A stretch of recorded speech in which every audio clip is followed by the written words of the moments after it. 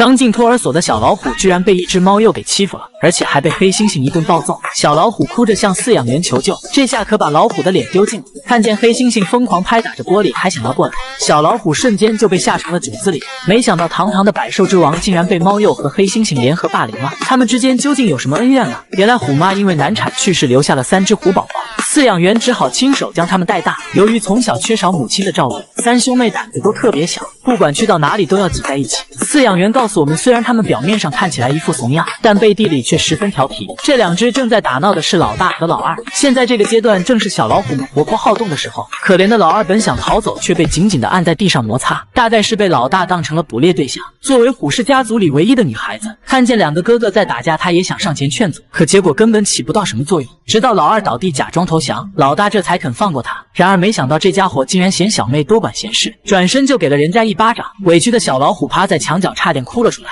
转眼间就到了开饭时间，饲养员每次都会给最听话的老3喂奶，谁让人家是女孩子呢？但这可把2兄弟急得不行，见等了半天也没轮到自己，于是气不过的老大决定自力更生，结果因为姿势不对吸了满肚子的空气。老二也想来尝尝味道，却被老大一巴掌给呼走了。看来饥饿的时候连空气都是香的。这时饲养员将他抱了过去，教导小老虎正确的喝奶姿势。可老二一看不乐意了，自己等了半天还没吃上一口呢，急得他上前就要扒拉老大。没想到2虎相争，最后受伤的却是饲养员，让我们心疼小姐姐2秒。小家伙嘴里一边喝奶一边挥舞着小爪子，看样子应该是好喝极了。把3只小老虎都喂饱后，老大还在扒拉着空瓶子。对于贪吃的小老虎，饲养员也没客气，一把就将它提了起来。对于这么可爱的小老虎，饲养员自然也是疼爱的不得了。小姐姐说，3只小老虎是她从出生照顾到现在的。由于小家伙们从小没有母亲，所以他们一直都把自己当成妈妈看待。但照顾3只虎宝宝也不是件轻松的事，尤其是洗澡的时候，每只都很不配合，每次都得软硬兼施才能让他们乖乖就范。洗过后的小老虎干净了许多，不过瞧着眼神看起来是受了不少委屈呢。转眼间就迎来了小老虎们上托儿所的日子，老2和老3被分到了1班，而老大则是被分配到2班。初来乍到的小老虎不知道规矩，跑到人家的小板凳上就玩了起来，还顺带磨了磨牙齿。正当2兄弟玩得正嗨时，恰巧这一幕被猫鼬学长撞个正着。作为托儿所的一方霸主，猫鼬显然没有给对方面子，不仅痛骂了小老虎一顿，还朝他吐了一脸口水。见对方是个愣头青，猫鼬也是毫不客气地教训了小老虎。还没等小老虎反应过来，霸道的猫鼬就将小老虎堵到了墙角。看来今天不给你点颜色，你是搞不清谁才是这里的王了。在猫鼬一顿狂追猛打下，小老虎竟然趴在门上哭了起来。收拾完小老虎的猫鼬开始检查自己最心爱的小板凳。这时听到声音的饲养员闻讯赶了过来，他大声呵斥着猫鼬的霸凌行为，接着一把将他扔进了隔壁小房间，让他进行自我忏悔。看见虎宝宝受了欺负，饲养员也是连忙上前进行安慰。小老虎一边诉苦一边控告着猫鼬的罪行。看见这一幕的猫鼬瞬间就急了，他疯狂扒门想要继续胖揍小老虎，可扒拉了半天也没能将门打开。于是猫鼬转身找到了自己的大哥黑猩猩。听完猫鼬的控诉，黑猩猩也是满脸诧异，不就是2只小老虎吗？等我刷完牙就去给他们点颜色瞧瞧。气不过的猫鼬还想扒门进来，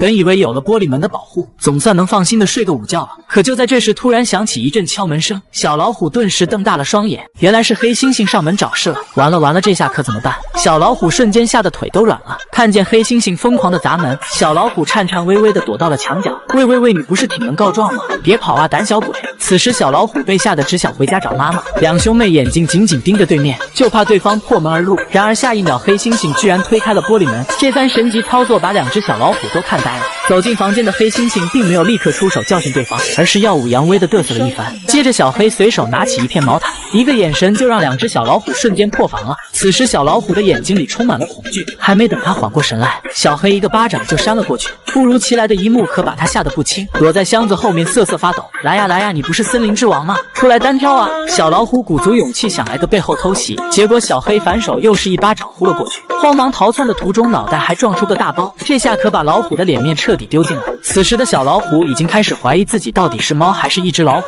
打完老虎，黑猩猩心满意足的收工了。回到家后，得意洋洋的炫起了水果，猫鼬则是一脸的幸灾乐祸。经此劫难的小老虎一个个无精打采。为了让2兄妹重拾自信，饲养员特意拿来了猫鼬玩具给他们发泄。想起自己所受的委屈，2兄妹对着猫鼬玩具就是一顿疯狂撕咬。找回信心的小老虎瞬间感觉血脉觉醒了，竟然敢主动上门找回面子。或许是被小老虎的王霸之气所震慑，这回小黑算是怕了，拖起地上的毛毯就躲了起来。此时最蒙圈的应该是猫鼬，不是大哥，这是什么情况啊？看到两只小老虎还没学会开门，黑猩猩瞬间乐了，连开门都不会，你们还想和我拼？自此两兄妹终于在托儿所一般站稳了脚跟，而另一只分配到2班的老大就没那么幸运了。下集我们继续讲述虎氏三兄弟老大的悲惨遭遇。这个狭小的墙洞内生活着一窝流浪猫，发现有陌生人靠近，几只小猫纷纷探出小脑袋，好奇地打量着小哥。让人意外的是，小猫们并没有害怕，而是一只只跳下来迎接小哥。看它们的体型也才刚断奶的样子，虽说是流浪在外，但几只小猫的颜值是真的高。一只小猫好奇地打量着小哥，甚至还主动走了过来。想来它们并不是第一次接触人类了。小哥忍不住伸手摸了摸猫咪的小脑袋，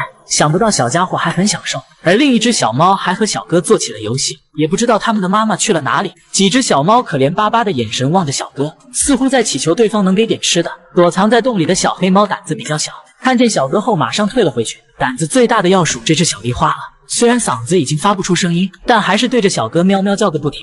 或许是经常吃了上顿没下顿，小哥发现每只小猫的体型大小都不一样，也不知道它们是如何生存下来的。如果遇见这么可爱的小猫，你会把它们带回家吗？看着眼前几只呆萌的小家伙，小哥顿时有些犹豫。就在这时，猫妈妈突然出现了，但她只是抬头看了一眼小哥，确认孩子们都很安全后，猫妈妈便蹲坐在了一旁。小哥也没客气，随手就捞起一只小猫。话说这小模样也太可爱了吧！被捧在手里的小猫不吵也不闹，瞪着一双大眼盯着小哥。小家伙和猫妈妈长得几乎一模一样，看来的确是亲生的。几只小猫一直冲着小哥叫个不停，估计是饿坏了。为了不让小家伙们失望，小哥特意从附近买来了猫粮。闻到香味的小猫立刻就围了上来，迫不及待的想要干饭。很快小哥就为他们备好了美味的大餐。4只小猫狼吞虎咽的吃了起来，而此时猫妈妈并没有上前争抢，只是默默的在一旁看着。也许她是在担心食物不够，所以想让孩子们都吃得饱饱的。对于流浪猫来说，它们不知道下一次吃饱是什么时候，因为并不是每一次猫妈妈带回来的食物都能让所有的小猫填饱肚子。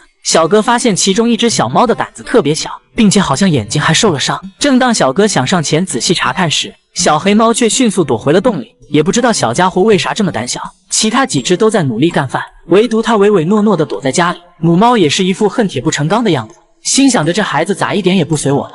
看见兄弟姐妹们吃着香喷喷的肉罐头，没吃饱的他还是壮着胆子爬了出来。小家伙在一旁犹犹豫豫，在周围转了一圈，愣是没吃上一口，一副胆小又可怜的模样，看得小哥干着急。就连一旁的老母亲都看不下去了，直接转过身留下一个背影，让小黑猫自己反思去。此时胆子最大的小梨花已经吃饱喝足，随后他开心地返回了家中，而这只小黑猫始终不敢上前去吃碗里的食物，吃了几口地上的残渣后又害怕地躲回洞内。猫妈妈蹲坐在角落里一言不发，只有等孩子都吃饱了它才肯进食。小黑猫谨慎地打量着小哥，可还没等小哥靠近，它就缩了回去。反观外面的2只一直在闷头干饭。俗话说撑死胆大饿死胆小的，难怪小猫们的体型会有所差异，原来和它们的胆子有很大关系。接着小哥再次抱起这只胆大的小梨花，呆萌的样子真是让人越看越喜欢。话说谁不想拥有这样一只可爱的小奶猫呢？不久后几只小猫也都陆续吃饱了，可胆小的黑猫还在一边转悠，看来今天它是不打算填饱肚子了。很快体型最大的小猫也终于吃饱了，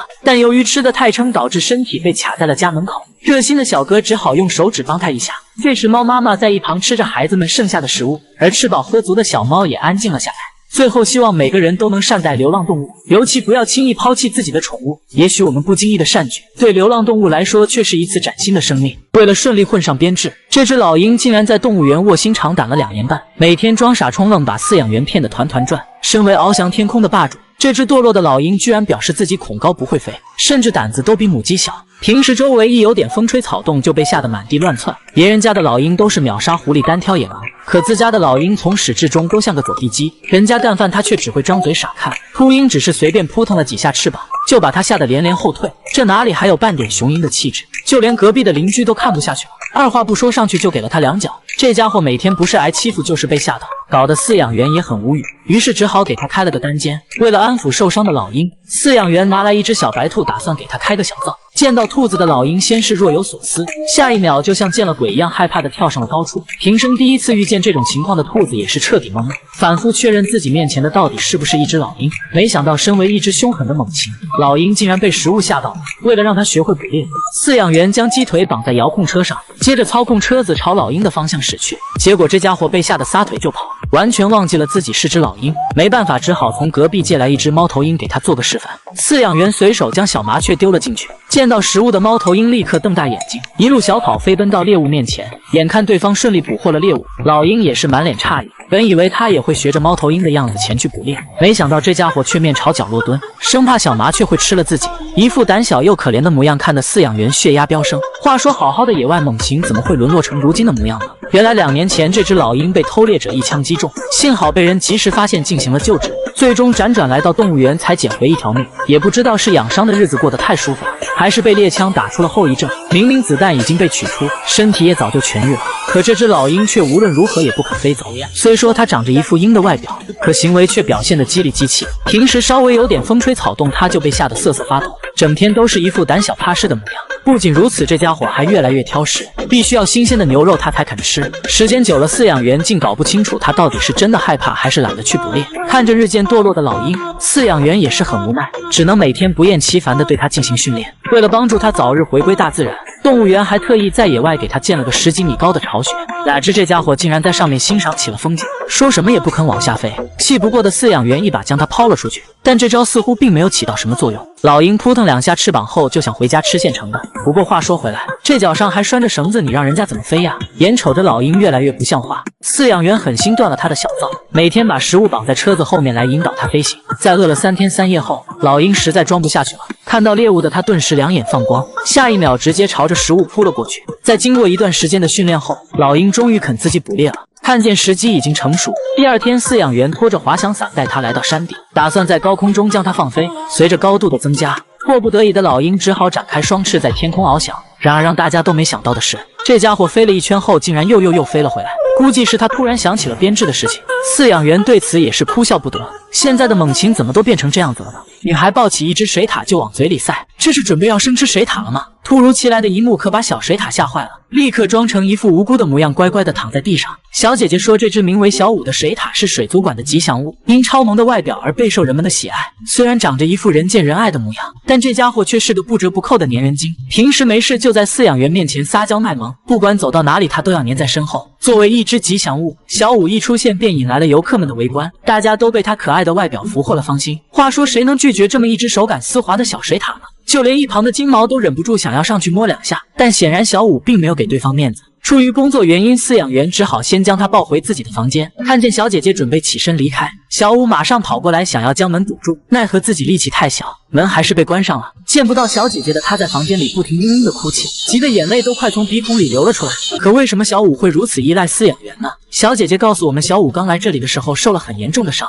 自己一直在照顾这只水獭的生活，久而久之，小五就将它当成了自己的妈妈。长时间的相处也让小水獭养成了依赖性，平时就像口香糖一样黏着饲养员。同事都说它像只小狗，因为只有在女孩面前它才会像个嘤嘤撒娇的小孩子一样，不管任何时候它都喜欢跟在小姐姐身边，甚至还会帮她主动开门。确定小姐姐跟了上来，小五这才放心的走进办公室。为了引起饲养员的关注，厚脸皮的小五使出了独门绝技，但饲养员忙着工作根本没空搭理他，于是这家伙转身便开启了拆家模式。小姐姐精心饲养的花盆很快就被打翻在地，知道闯祸的小五马上撒腿就跑，但很快就被饲养员抓了个正着。被逮住的小五不停试图逃走，结果被小姐姐一口塞进了嘴里。这下小水獭彻底老实了。为了让他深刻认识到自己的错误，小姐姐将他关在房间里进行反思。这时同事突然打开房门，小五抓紧机会立刻窜了出去。他在水族馆内四处搜寻小姐姐的踪迹，没想到一个不小心掉进了鲨鱼池里，激动的鲨鱼还以为午饭时间到了，还好小五及时跳了出来。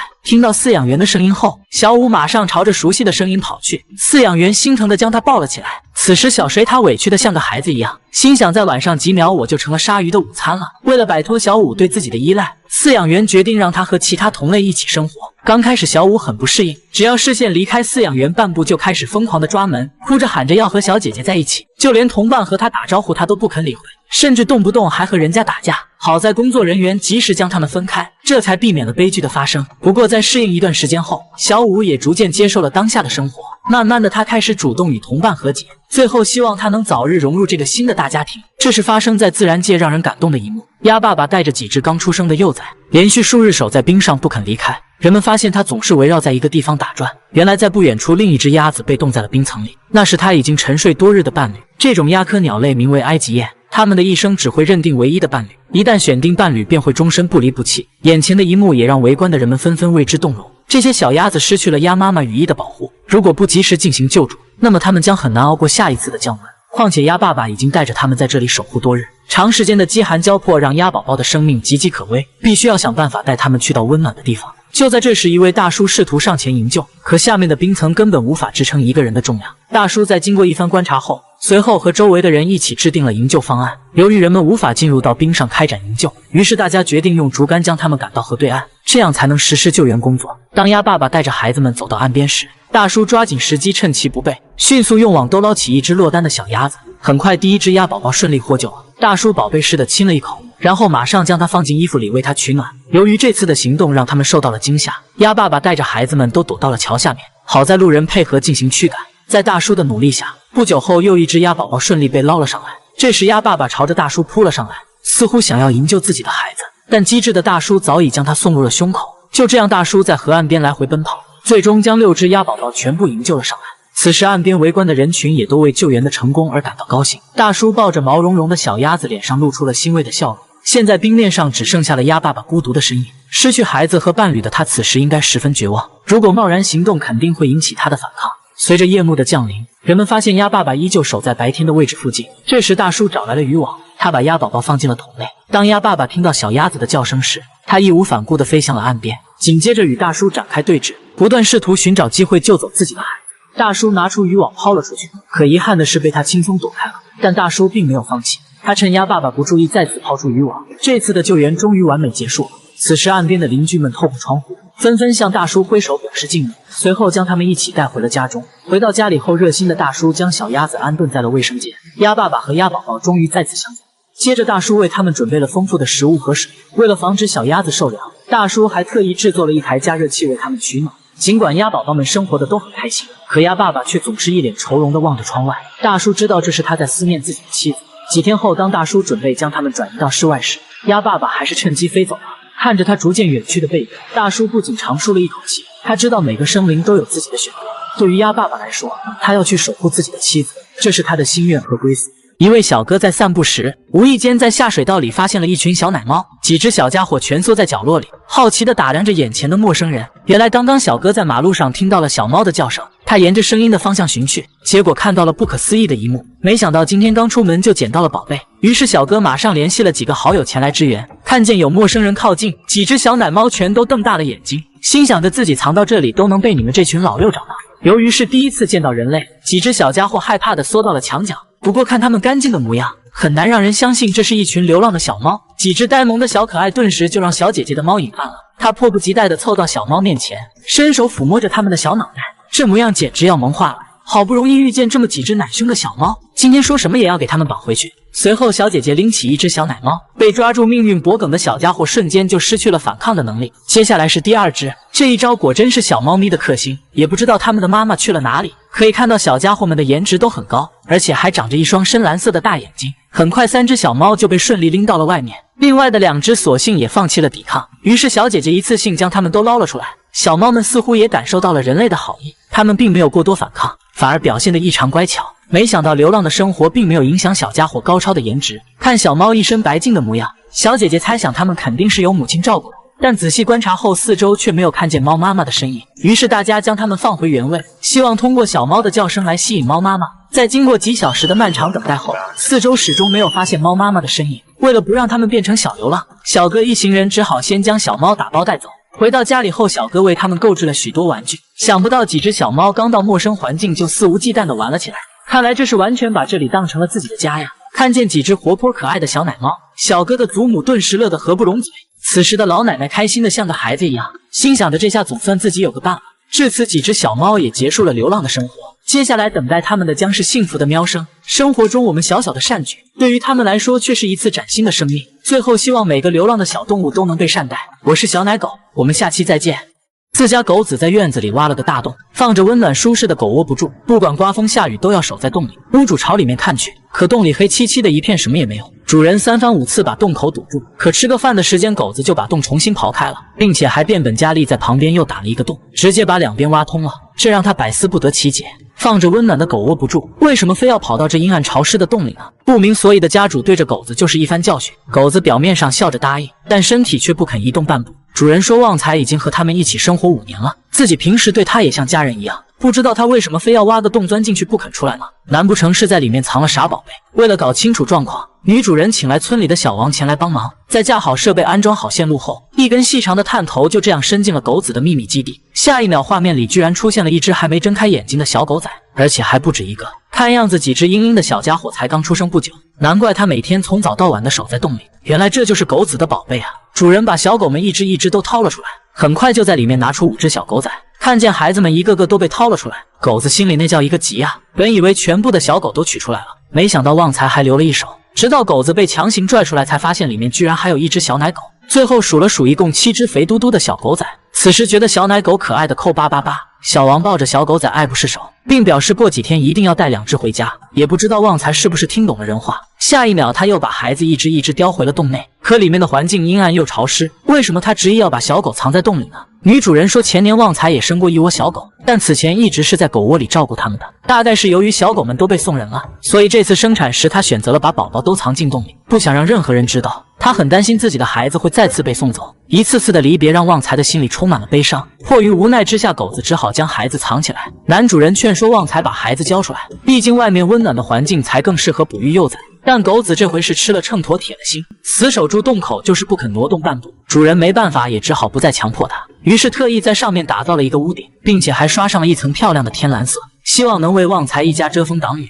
为了帮主人减轻负担，他每天早早的就穿梭在街道帮老人捡垃圾，塑料瓶5分，破纸壳1毛，只要能换钱的都逃不过他的法眼。人们都说狗狗是人类最忠诚的朋友，可奶奶却说它是爷爷的化身。由于生活上没有经济来源，年迈的奶奶只能依靠捡废品来维持生计。这只名为小白的狗狗是老人生活中唯一的帮手。奶奶捡了10年的废品，而小白也陪伴了他整整10年的光阴。当其他狗狗还在主人怀里撒娇时，小白已经跟随奶奶游走在每个大街小巷，只要看见路边废弃的纸箱，小白简直比吃到肉还要开心。每次找到废品时，他都会立刻跑回来交给奶奶。不一会儿的时间，狗狗就叼回了一堆的废纸箱。超市老板娘笑着说：“这只狗成精了，别人家的狗狗都是来讨食物，可它却是来讨废品的。”奶奶说她从来没有对狗狗进行过训练，更不知道它为什么会认识这些废品。原来小白每天陪着老人在城市里拾荒，久而久之，狗狗似乎也知道这些废品对奶奶来说很重要。为了帮老人减轻负担，小白从此化身成奶奶最得力的助手。每天清晨太阳刚升起，他便跟随奶奶的脚步一起出门了。狗狗四处搜寻着可以卖钱的废品，就这样一人一狗穿梭在城市里的大街小巷。小白的存在也让老人少了些许的孤单，而对于小白而言，奶奶的夸赞便是他一天中最开心的时刻。因为担心奶奶拉车太累，懂事的小白每次都是叼着一个纸箱，以为这样就能帮奶奶分担一些重量。当车上有纸箱掉落时，他也会第一时间将纸箱叼起。由于老人已经上了年纪，每隔几分钟就要停下来休息一会儿，如果察觉到老人没跟上来，这时小白就会停下，转头看向奶奶。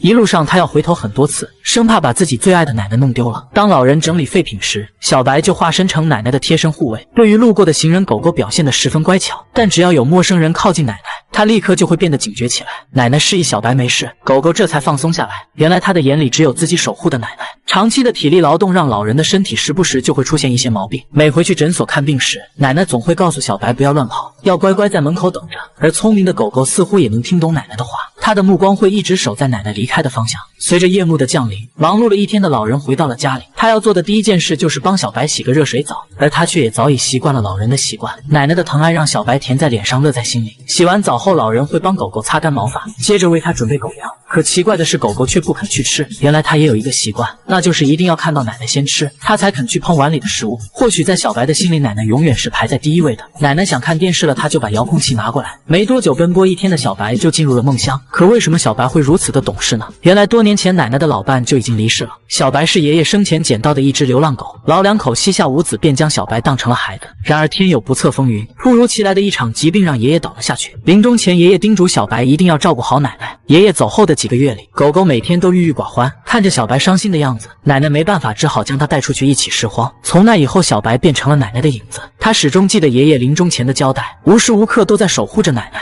甚至想帮老人减轻生活上的负担。随着时光的流逝，如今的小白已经是一条年迈的老狗了。奶奶发现小白最近走路时会一瘸一拐，这让老人很是担心，因为小白已经是他在世上唯一的亲人了。心急如焚的老人连忙带着狗狗去了医院。经过详细的检查后，医生告诉奶奶小白只是得了普通的关节炎，这是老年犬一种常见的疾病。这时奶奶才幡然醒悟，原来小白也老了。狗狗的陪伴支撑了老人的整个晚年，他用一生的时间信守着对爷爷的承诺，即便生活再难，可他们的脸上却始终挂满了微笑。我想这或许便是陪伴的意义吧。很多人称赞老人和白狗的事迹是现实版的忠犬八公，但我却觉得他对主人的爱早已超越了忠诚。就如同奶奶所说的，他是爷爷的化身。当太阳再次升起的时候，小白和奶奶再一次踏上了拾荒的旅途，只是这一次他们走得很慢。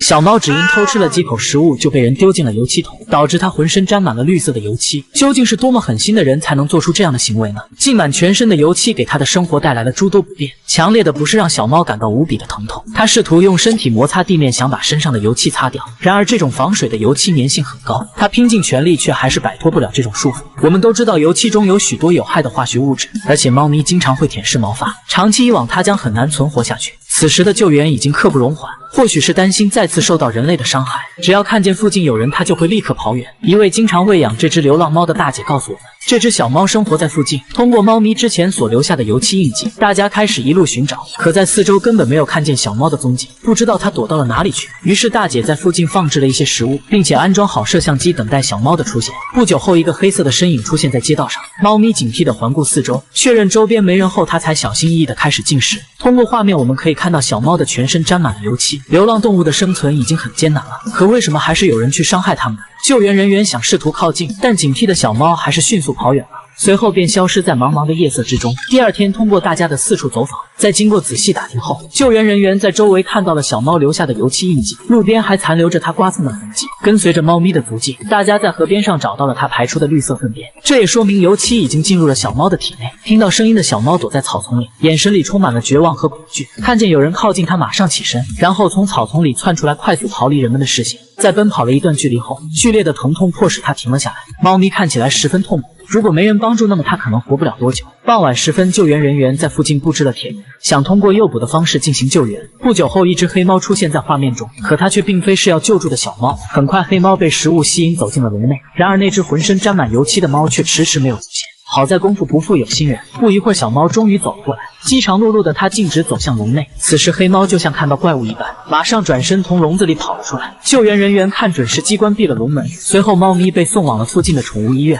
兽医马上对小猫的毛发和皮肤进行清理。通过胃镜检查，我们发现小猫的胃里也充满了大量的油漆。原来这种防水的油漆含有剧毒，猫咪的背部和脖颈并没有被油漆浸湿，这也充分证明了小猫是被人故意丢进去的。如果没人帮助，那么等待它的只有死亡。小猫似乎也知道这些好心人是来帮助自己的，整个清洗的过程它都非常配合。经过几小时的清洗后，小猫终于恢复了原本的模样。然而此时它的身体内还残留着大量的绿色油漆，必须要经过洗胃的方式排出。看着小猫干呕不止的样子，大姐不断安慰着它。在医生的细心照顾下，几周后小橘猫的身体也逐渐好转。医生表示它的肝肾功能已经恢复了正常，相信接下来迎接它的将是幸福的生活。懂得尊重生命，才会被生命所尊重。或许流浪并非出自他们的本意，他们所追求的不过是一顿温饱，一个遮风挡雨的小窝。如果不爱，请不要伤害。我们小小的善举，对于流浪动物来说却是一次崭新的生命。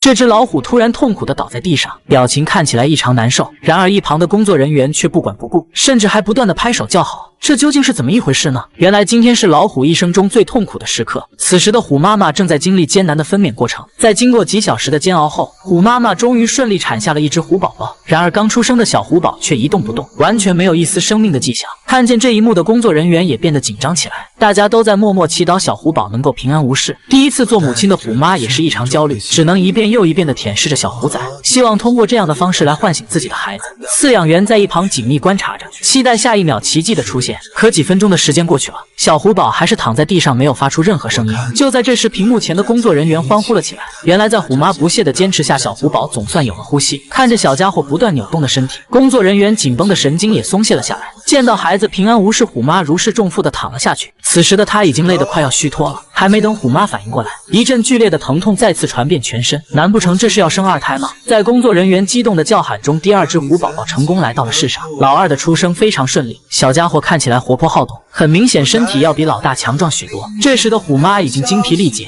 饲养员抚摸着她的脑袋，不断安慰着虎妈的情绪。两只小虎宝长得非常快，仅1周的时间就已经长大了一圈。饲养员仔细检查了两只小老虎的身体，发现一切正常后，便将它们还给了虎妈。这个阶段的老虎就和小猫咪一样，除了趴在妈妈怀里喝奶，其余的时间基本都在睡觉中度过。在饲养员和虎妈的精心照顾下，它们成长的速度飞快，小老虎呆萌的样子瞬间就俘获了众人的喜爱。1个月后，两只虎宝宝第一次睁开眼睛，它们身上的花纹和毛发也愈发浓密。对于两只亲手带大的虎宝宝，饲养员奶爸把大部分的时间都花在了它们身上，对两个小家伙简直是越看越喜欢。咱就说谁能拒绝这么可爱的一只小老虎呢？随着时间的推移，小老虎也一天天的长大，不过脾气也是日益见长，牙齿还没长齐就会凶人了。不久后，两个小家伙开始跟随母亲来到户外生活，但这个时期的虎宝宝正是调皮的阶段。趁着虎妈照顾老二的时候，老大一个不注意就掉进了石缝里。虎妈闻讯赶了过去，没想到小家伙还在悬崖边跃跃欲试。这时虎妈也是急忙赶到，哪成想还没等下嘴，孩子就滚了下去。这下可让小家伙受尽了苦头，他一脸委屈地喊着妈妈。虎妈上前查看孩子的情况，本打算将他叼回家中，可万万没想到意外又发生了。也不知是熊孩子太倒霉，还是虎妈故意的。在尝试了多次之后，老大总算被叼回了家里。还没过多久，两个捣蛋鬼又开始四处乱跑，虎妈也是一个头两个大，刚把这只送回家，另一只又跑了出去。就这么反反复复一下午，虎妈不是在叼孩子，就是在叼孩子的路上。两只虎宝宝可把老母亲累坏了，谁让这是自己亲生的呢？虎妈的每个动作都很轻柔，生怕一不小心把孩子弄疼了。话说这带娃还真不是一件容易的事情，不过好在几个月后，小老虎顺利长大了。饲养员开始训练他们游泳的技能。第一次接触水的小老虎显得十分害怕，果然对水的恐惧是猫科动物的天性。在经过多次的训练后，老大率先踏入水中，而老二还在岸上急得哇哇大叫。没想到第一次下水的小老虎就在水中游刃有余，仿佛是天生的游泳健将。但另一只就没那么胆大，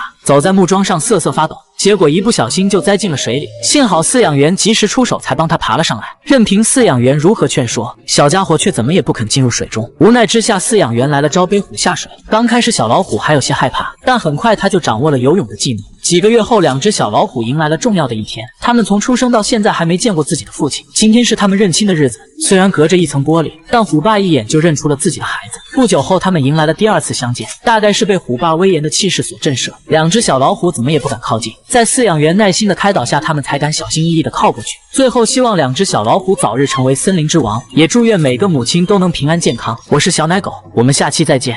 2017年，两只白冠鸟谱写了异地恋的新篇章，他们之间的故事被全球媒体誉为21世纪最伟大的爱情，全世界期待他们相聚，甚至连总统都为他们修改了法律。这只名为阿克的雄性白冠在18年间多次为爱跨越南北半球，来回往返16000公里，只为坚守与伴侣的约定。这段充满传奇色彩的故事发生在1993年克罗地亚的一个小镇上，小镇的独居老人维克奇意外救助了一只受伤的雌性白冠，经过老人的悉心照料，他的伤势也逐渐好转。可遗憾的是，被猎枪打断的翅膀让他再也不能长途飞行，于是老人为他在屋顶搭了一个窝，并为他取名为玛莲娜。受伤的玛莲娜无法捕鱼，因此老人每天都去河边为她钓鱼。随着彼此的相处，他已经将玛莲娜当成女儿一样看待。每次外出时，老人都会带上玛莲娜，车子的副驾驶也成了他的专属座位。原本野性十足的玛莲娜也逐渐被老人的关爱所感化，他们在彼此的陪伴中度过了8年美好的时光。然而让人意想不到的事情发生了。2001年的春天，一只雄性白冠突然走进了玛莲娜的世界，同时降临的还有玛莲娜尘封已久的爱情。他在得知玛莲娜翅膀有伤后，不仅没有嫌弃，反而每天坚持为玛莲娜捕鱼，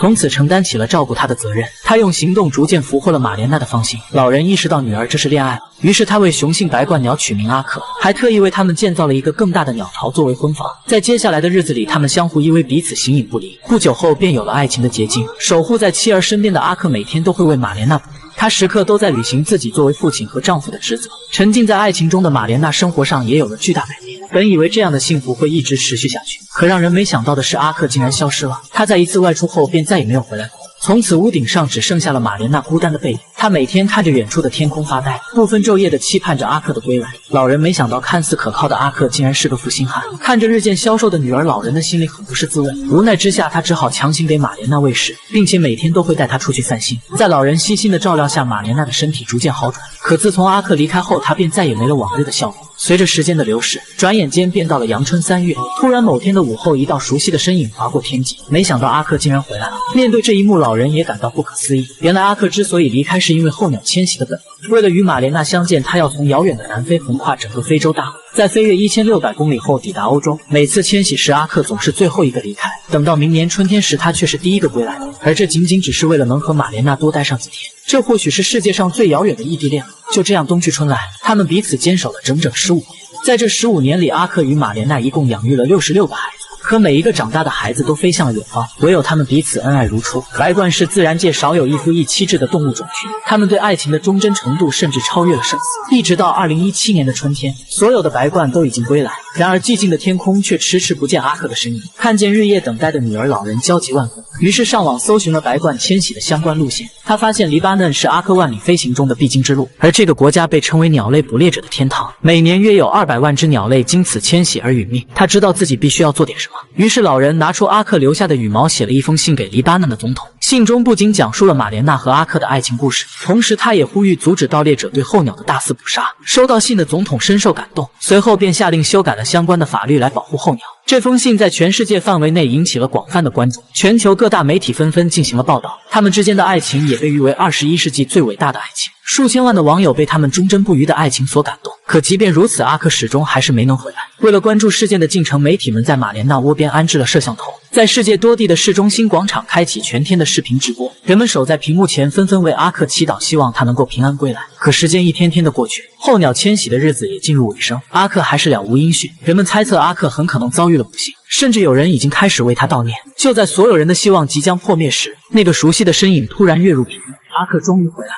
这一刻，广场瞬间爆发出雷鸣般的掌声，大家相互拥抱在一起，激动的热泪盈眶。全世界的人因他们的相聚而沸腾。这份跨越生死的爱情给人们内心带来的激荡久久不能平息，因为它便是爱情不曾消亡最好的证明。归来的阿克遍体鳞伤，没有人知道他经历了什么才飞回到玛莲娜的身边。原来世界上真的有一种爱可以跨越千山万水向你奔赴而来。他用18年时间向全世界证明了穷极所思可能，千里所爱隔山海，山海皆可能。最后祝大家在爱情之路上早日找到那个愿意为你披荆斩棘的勇士。我是小奶狗，我们下期再见。你知道小时候的香香为什么是粉红色的吗？2017年6月12日，旅日大熊猫仙女产下一只140多克的熊猫幼崽，它就是熊猫界的顶流香香。这只熊猫一出生便在日本引起了巨大轰动，就连取个名字都有36万人参与其中。想不到成年能长到几百斤的大熊猫，刚出生的时候却只有巴掌的大小。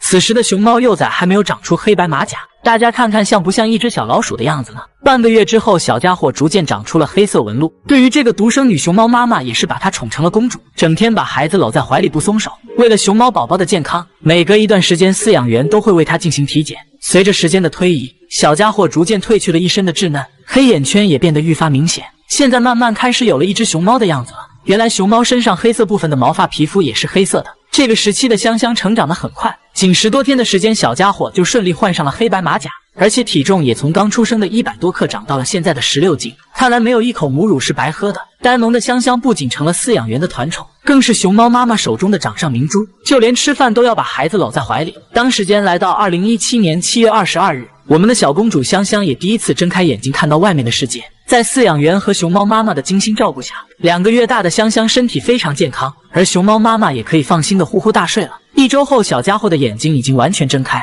这个时期的熊猫宝宝是最可爱的，饲养员每次都忍不住撸上几把。据说很长一段时间里，熊猫香香的毛发都是粉色的。一开始工作人员以为它是一时的变异，可随着时间的推移，大家发现香香的毛发变得越来越红。这种特殊的现象引起了专家注意。在经过深入的研究后，专家们找到了答案。原来香香的母亲特别溺爱这个孩子，即便香香已经断奶了，熊猫妈妈还是每天舔舐着它的毛发，这样就导致大量的唾液残留在了香香的身体上，而唾液中的酶被氧化就会表现出粉红色。一般来说，这种粉红色肉眼很难看到，可熊猫妈妈打心底里喜欢这个小公主，几乎每天都要帮她舔上几遍毛发，这就导致了香香身上的毛发一眼就能看出来是粉红色的。而这个被妈妈宠爱的小公主也因独特的毛发逐渐被人们所熟知。几个月后的香香变得越发调皮，熊猫妈妈动不动就要给她上一顿猫德教育。尽管熊孩子总是惹她生气，可熊猫妈妈对孩子的爱一直都有增无减。这个阶段的香香体重增长得很快，现在小家伙已经熟练掌握了走路的技能，并且对于外界也充满着强烈的好奇。第一次来到户外的香香很快就学习起了爬树，小家伙动不动就给老母亲来个惊喜，发现孩子安然无恙，无奈的熊猫妈妈只好转头继续干饭。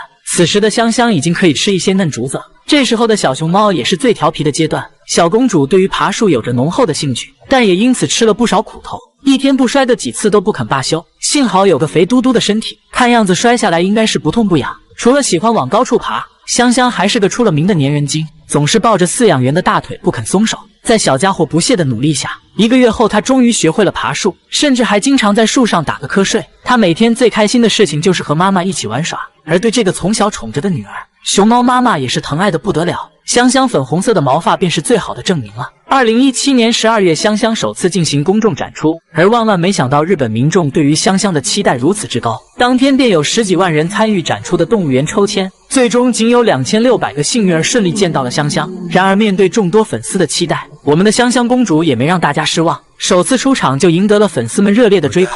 小公主每个举动都彰显着熊猫可爱的天性，短时间内香香霸占了日本各大媒体的头条，每天来探望她的人几乎挤爆了上野动物园。看见外面这么多人盯着自己的宝贝，熊猫妈妈似乎有点不开心了，也不管孩子愿不愿意，叼着香香就往回拖。可爱的香香凭借独特的魅力，很快就俘获了一大批小迷弟。每次出场时，香香总是跟在妈妈的身后。自从掌握了爬树这项技能后，香香就连吃个竹子都要爬到树上，哪成想好不容易爬上去，竹子却掉了下来。这一幕让粉丝们笑得合不拢嘴。别看熊猫妈妈仙女性格比较文静，但在教育孩子这方面可一点不含糊。每次香香调皮不听话，熊猫妈妈叼起香香就往家里拖。不过比起3天被妈妈打9顿的福宝，显然熊猫妈妈仙女还是心慈手软一些。自从香香长大后，吃饭就变成了仙女的头等大事，不管孩子咋调皮，反正别来打扰自己吃饭就行。然而这个阶段的香香似乎和福宝是一脉相传，总是喜欢在母亲啃竹子的时候来捣乱一通。果然妈妈手里的竹子永远是最好的。面对这么一个调皮的女儿，熊猫妈妈也是一个头两个大，可谁让这是自己亲生的呢？据统计，香香每年可以为日本带来267亿日元的收入，所有的商品只要贴上了香香的标识，立刻就被售罄。从这方面也可以看出日本人对于熊猫的喜爱程度。在粉丝们每天的关注下，熊猫香香和母亲一起度过了快乐的3年美好时光，这或许是她一生中最幸福的日子吧。在2023年的2月21日，香香踏上了回国的旅程。当天的上野动物园人山人海，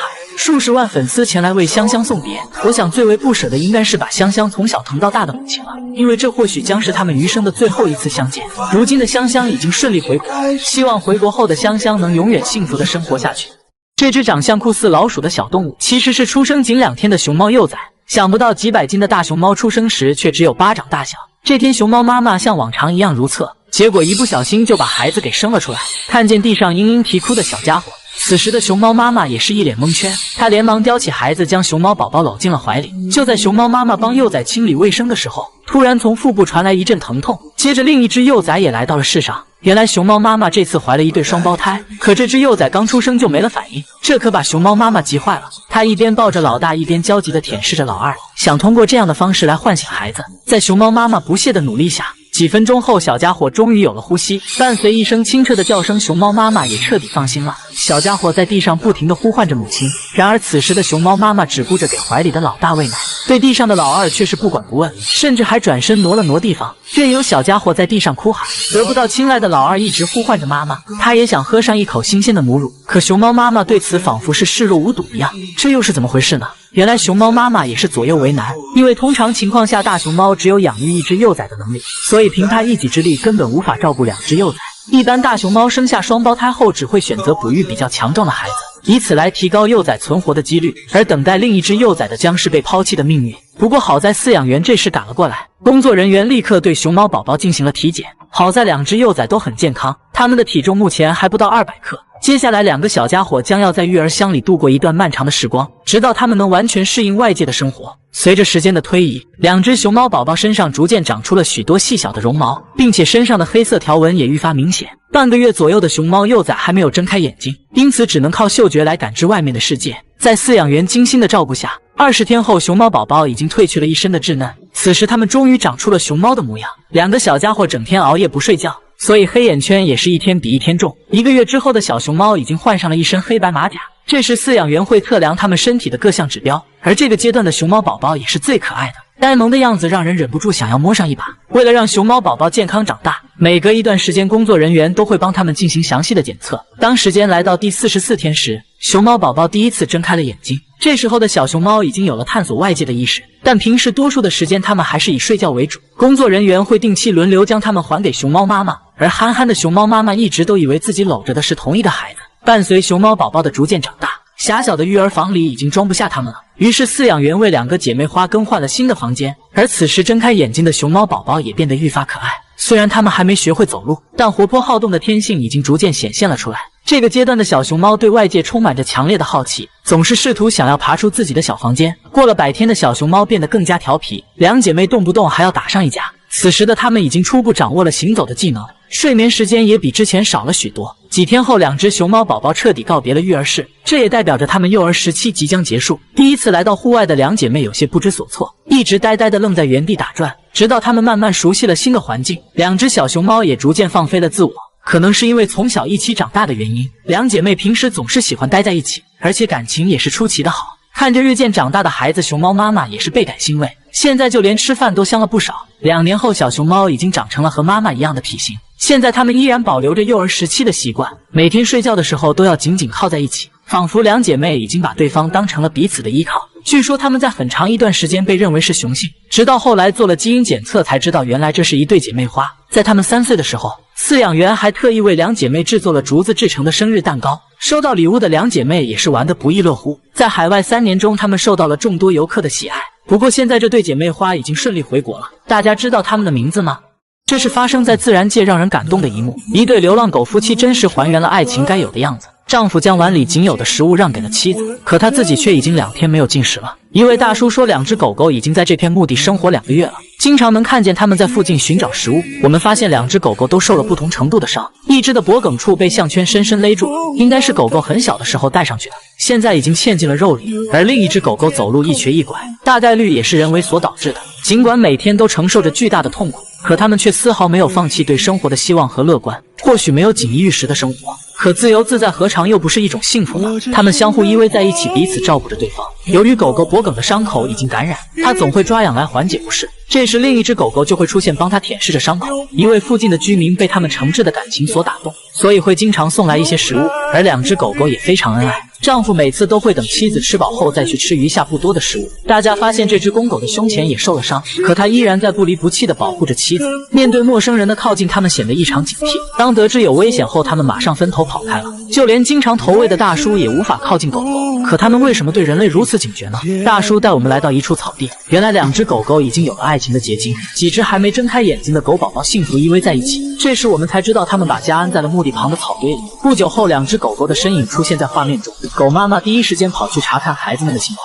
感知到妈妈回来的狗宝宝立刻钻到母亲怀里喝奶，而狗爸爸则在外面守护着。这时人们才明白，他们逃跑是为了保护自己的孩子，而选择分开是为了降低一起被抓住的概率。因为家里还有一群嗷嗷待哺的孩子需要照顾。2只狗狗的伤让人很担心，如果没人救助它们，很可能活不了多久。第2天，救援队决定立刻开展行动，大家在墓地附近安置了铁网，打算通过食物来进行诱捕。下午时分，2只狗狗出现在了画面中，长期流浪的直觉让它们察觉到了危险，它们一直在铁笼周围谨慎地打量着，最后选择了离去。第1次的救援以失败而告终。2小时后，狗妈妈又折返了回来，或许是没有找来其他食物，为了有更充足的奶水喂养孩子，明知危险的他还是义无反顾地走了进去。随后狗爸爸也跟了上去。此时笼门突然关闭，2只狗狗顿时被巨大的声响吓了一跳。在大叔的安抚下，它们逐渐平静了下来。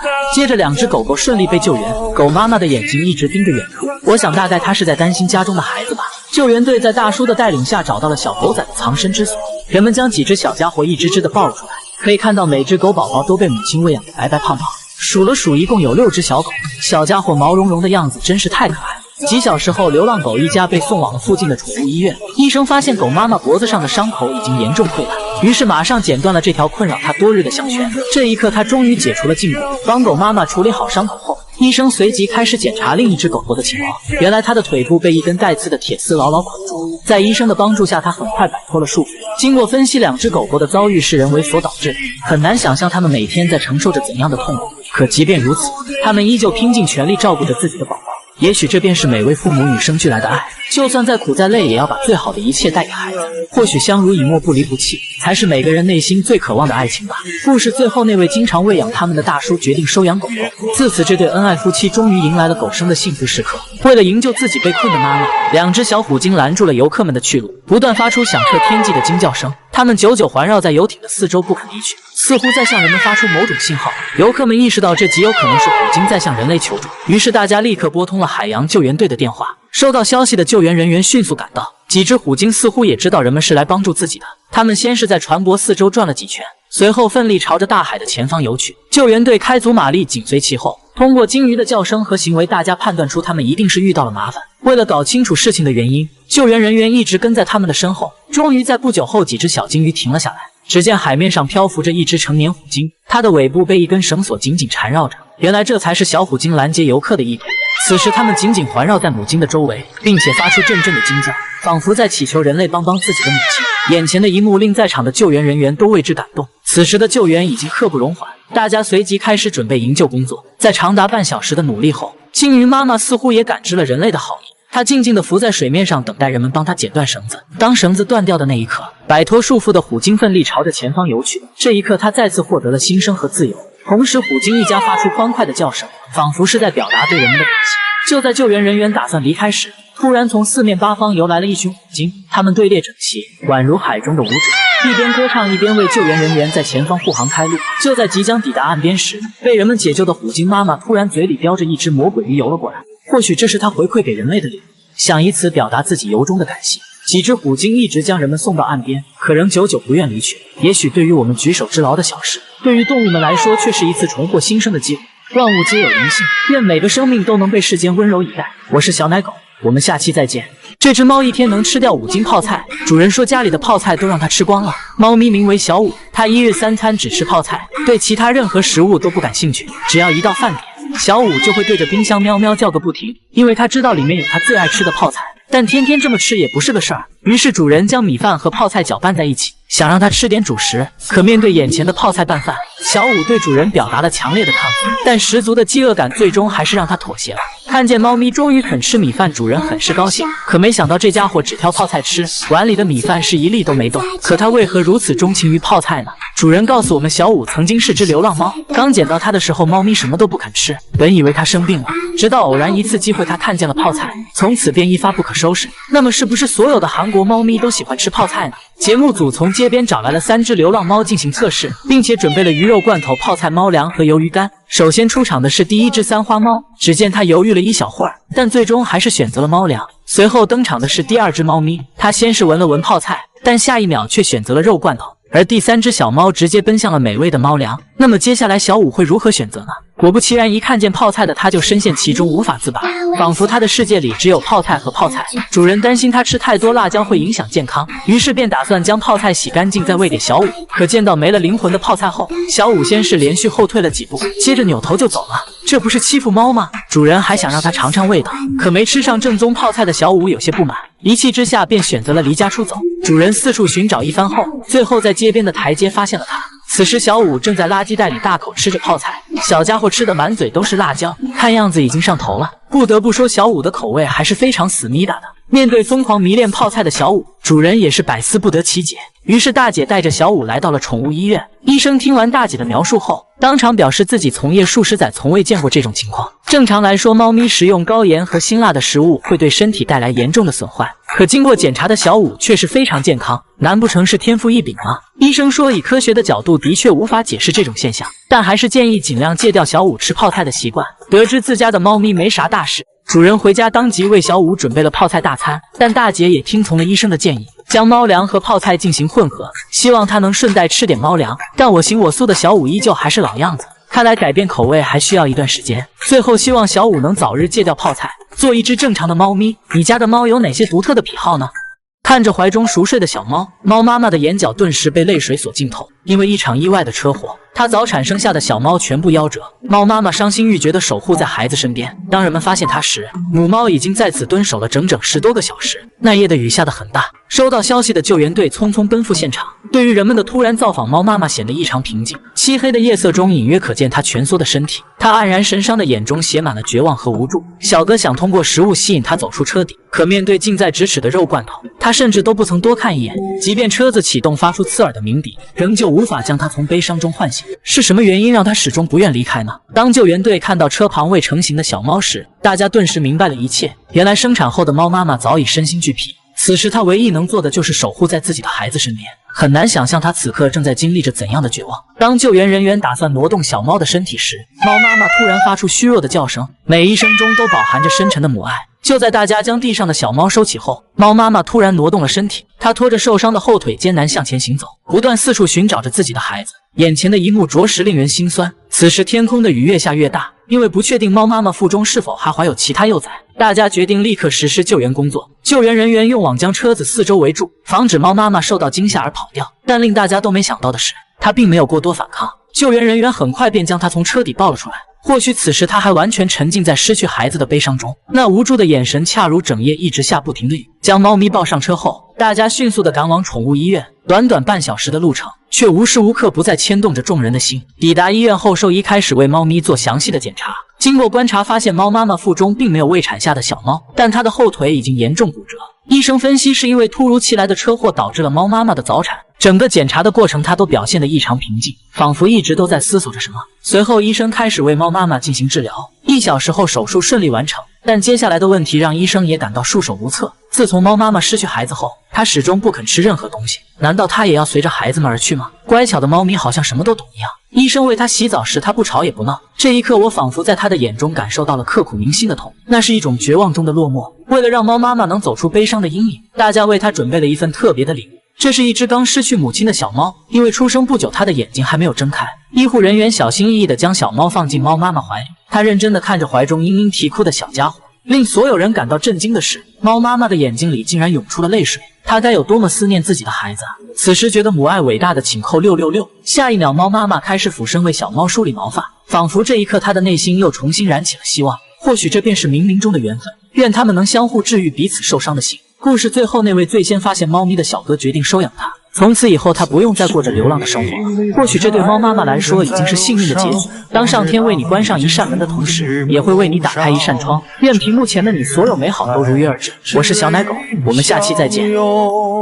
大家猜猜这只长得像老鼠的动物是什么？你肯定想不到，它就是刚出生的熊猫宝宝。成年能长成200多斤的熊猫，小时候却只有巴掌大小。不久前，熊猫妈妈老来得子，一次性产下2枚双胞胎幼崽，但她却只照顾其中的一只宝宝，对另一只幼崽则是不管不问。这只幼崽刚出生便遭到了母亲的遗弃，饲养员也曾多次将它放在熊猫妈妈面前，可不管小家伙如何嘤嘤啼哭，憨憨的熊猫妈妈不但无动于衷，反而躲在墙角里一脸的茫然。面对地上呼唤妈妈的幼崽，心大的熊猫妈妈完全视而不见，仿佛那不是自己的孩子一样。见此情形的饲养员也很无奈，没办法，只好承担起照顾它的责任。可为什么熊猫妈妈会抛弃自己的孩子呢？原来通常情况下，大熊猫只有养育一只幼崽的能力，所以它会选择相对强壮的宝宝照顾，而将其他的幼崽抛弃。或许这就是自然中残酷的生存法则，也是大熊猫数量稀少的原因。不幸的熊猫宝宝虽然没有了母爱，但它却得到了饲养员们的精心照顾。小家伙也是能吃能睡，不到3个月的时间，体重就长到了10多斤，甚至比熊猫妈妈养育的幼崽还要重。今天是熊猫宝宝体检的日子，饲养员用卷尺帮他测量全身部位的大小，以便于更科学的饲养。整个检查的过程他都非常配合，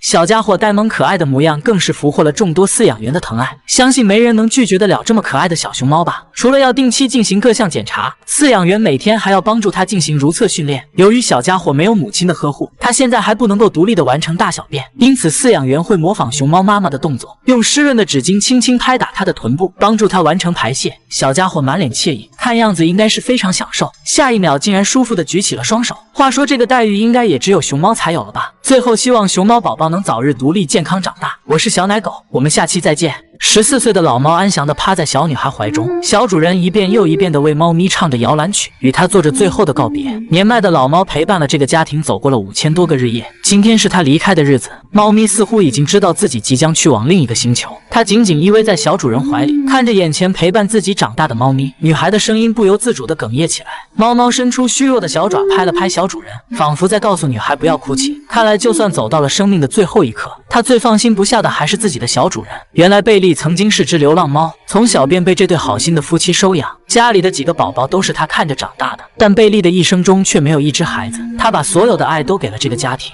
孩子们很喜欢拔他的胡须，可贝利从始至终都温柔相待。在过去的14年里，贝利如同家人一样，伴随主人一家度过了无数个欢乐的时光。他最喜欢的还是小主人艾比，他们一起嬉戏打闹，一起欢快地做着游戏。他喜欢依偎在小主人怀里，听着他歌唱美妙的摇篮曲。在孩子们的眼中，贝利不仅是一只宠物，更是自己最亲密的朋友。他不仅治愈了孩子们孤单的内心，同时也为2代人带去了无尽的欢乐。随着时间的流逝，小主人开始慢慢长大，而贝利也变得越来越老。岁月的脚印也在他的脸颊留下了深深的印痕。他不再喜欢和小主人一起玩那些曾经的游戏，相反，他更愿意依偎在小主人怀中。或许他知道自己的时间已经不多了，想再多陪陪这个自己看着长大的姑娘。女主人无法接受贝利即将离去的事实，于是多次带他去医院进行治疗。可严重的肾衰竭让医生也只能摇头叹息。在最后的日子里，身体虚弱的贝利依旧每天陪着小主人一起读书，一起画画，一起洗澡。然而美好的时光总是短暂的，贝利的身体每况愈下，小主人轻轻帮他擦拭着身体，就算到了另外一边也要干干净净。贝利的一生陪伴小主人读了数不清的书籍，而今这却是他最后一次伴读了。猫咪的眼角流下了不舍的泪水，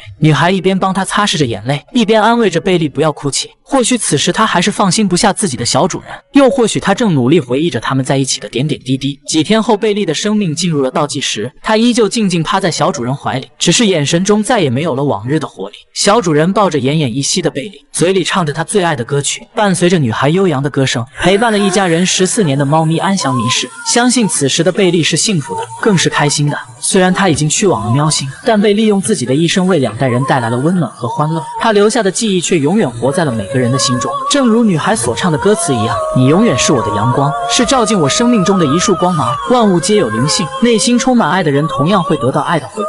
我是小奶狗，我们下期再见。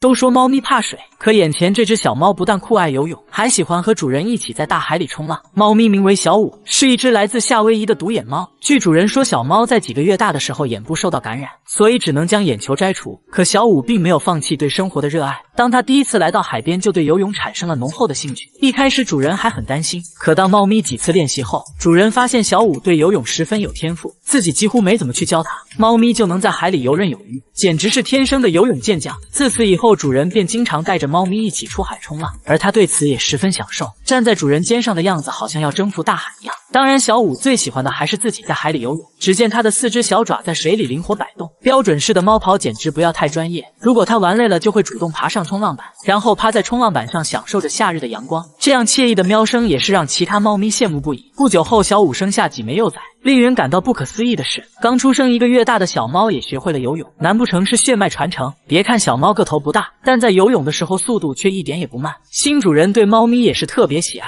时常带着它来海边散步。如果看见主人跑去海里，它也会赶紧游过去。这样乖巧懂事的猫咪，谁能不爱呢？也许真的是一方水土养一方猫。你家的猫咪会游泳吗？一位小哥正在海边散步，突然一只流浪猫拦住了小哥。猫咪不断朝着小哥呼唤，似乎在寻求人类的帮助。小猫扭头看了看远处，随后跳到了另一块岩石上。它转头看向小哥，示意小哥快点跟上。见小哥跟了上来，猫咪又继续带路。可它究竟要干什么呢？小猫没走几步就回头看看，似乎很担心小哥没有跟上。看它的样子，好像真的有事相求。为了搞清楚情况，小哥跟随猫咪的脚步一直向前走。几分钟后，猫咪在海边一处岩石停下。原来她是一位猫妈妈。石缝里，几只小奶猫好奇地打量着小哥。此时，猫妈妈冲着小哥叫了几声，似乎在祈求小哥帮帮自己的孩子。小哥瞬间读懂了猫咪的意图，他轻轻安抚猫咪，真是懂事的让人心疼。也不知道在这样的环境中，猫妈妈是如何将小猫们拉扯大的。面对陌生人的出现，小猫们并没有过多的害怕，反而瞪大了眼睛，好奇地看着小哥。看着如此可爱的小猫，小哥忍不住撸了几下。看样子小猫出生还不到2个月，每只宝宝都非常健康。很难想象在海边这样的环境下，猫妈妈居然把孩子照顾得这么好。看着颜值超高的小猫咪，此时想抱一只回来养的扣666。小猫们乖乖的趴在石缝里，眼神一直看着小哥，心想这家伙为什么一直盯着我们看呢？有时候真的不明白，这么可爱的小猫怎么会被抛弃呢？虽然在外面过着流浪的生活，但每只小猫都白白净净，就像刚洗过澡一样。小哥随手抓起一只放在岩石上，狠狠撸了几下，所有的烦恼瞬间就被治愈了。此时猫妈妈突然凑了过来，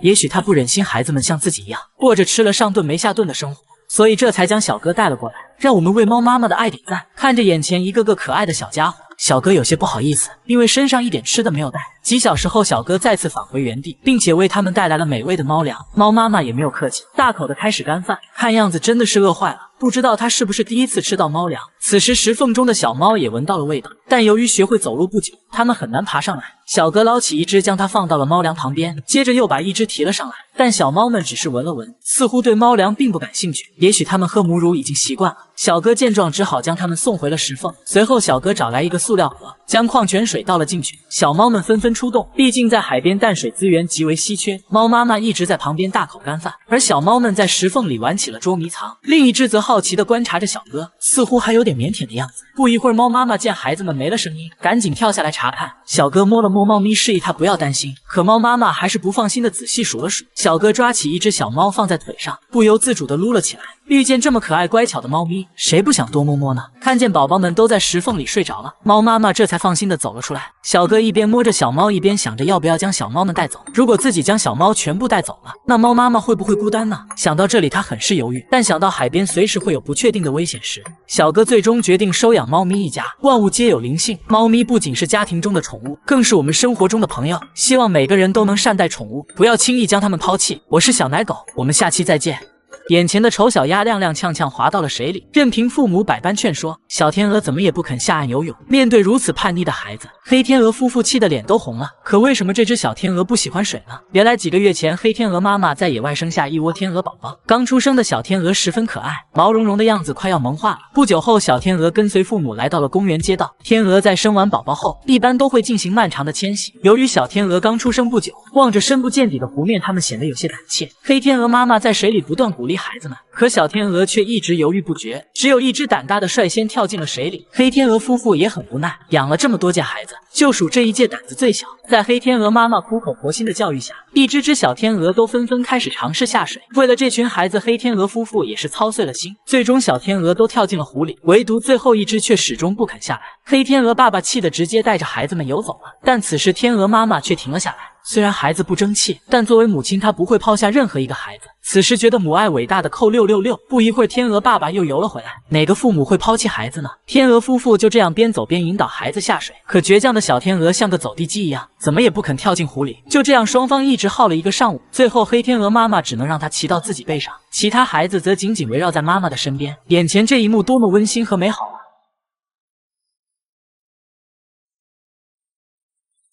在水里待了一段时间后，小天鹅又趁父母不注意溜上了岸。天鹅夫妇找了一圈，才发现这倒霉孩子，其他孩子都乖乖的回到了家，只有这只非常叛逆。此时，一位热心的保安大叔上前帮忙，想把小天鹅送回湖里。可黑天鹅夫妻并不知道大叔的好意，看见孩子在大叔手里，他们非常紧张。当大叔将小天鹅放下时，还让黑天鹅爸爸啄了一口。但他们很快理解了大叔的用意，连忙点头向大叔表示歉意和感谢。小天鹅站在岸边，丝毫没有下水的意思，甚至还想再次爬上岸边。黑天鹅夫妇不厌其烦地劝说宝宝，可倔强的小天鹅完全当成耳旁风。犹豫片刻后，小天鹅迈着坚定的步伐再次朝着岸边爬去。天鹅夫妻恨不得给它塞回蛋里。小天鹅并不理解父母的良苦用心，反而在岸上整理起了羽毛，就是不肯跟着父母下水离去。光顾着臭美的小天鹅突然一个不注意，从石阶上摔了下来。这回他也知道疼了，嘴里一边喊着妈妈，一边想要得到妈妈的安慰，可却因为腿短上不去台阶。倔强的小家伙可没那么容易放弃，他不断寻找低矮的地方继续尝试。看得出此时他非常想回到父母的身边。此时一位热心的小哥抱起小天鹅，缓缓将它放到了黑天鹅夫妻面前。两夫妻立刻对小哥鞠躬表示谢意。黑天鹅妈妈催促小天鹅马上跟自己回家，然而小天鹅不但没有下水，还继续朝着岸边爬去，估计是害怕回家被胖揍一顿。面对如此倔强的熊孩子，黑天鹅夫妻只能默默跟在身后，心里真是又爱又气，真是可怜天下父母心啊！就这样一直僵持了半小时，此时黑天鹅爸爸已经失去了耐心，伸出20米长的脖子就给了小天鹅一口。妻子连忙制止，因为暴力对孩子幼小的心灵会造成严重的阴影。最终在两夫妻不断的教育下，小天鹅终于愿意回到了水里，也许是他自己想通了。随后黑天鹅一家朝着远方游去，美丽的花朵绽放需要花期，成长的路上更需要耐心和鼓励。我是小奶狗，我们下期再见。